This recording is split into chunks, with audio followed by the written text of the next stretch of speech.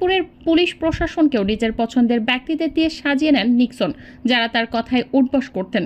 বিরোধী মতে লোকজনকে দমাতে নিজ বাংলো বাড়িটিকেই টর্চার স্থল হিসেবে ব্যবহার করতেন নিক্সন।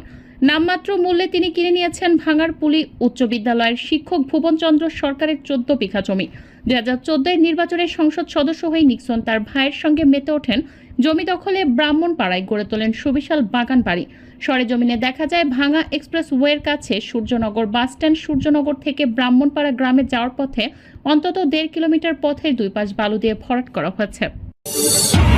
জায়গাটির নাম দেওয়া হয়েছে আইমান আইল্যান্ড। ওই এলাকার আশেপাশে 2-3টি পরিবারের সদস্যদের সঙ্গে কথা বলে জানা গেছে তাদের অনেক জমি আইমান আইল্যান্ডে দিয়ে দিতে হয়েছে। নিক্সনের জমি দখল আর জমির দলিলের পদ্ধতিও ছিল বেশ ভিন্নধর্মী। জোর করে বালু ফেলে ভরাট করা হতো পছন্দের জমি।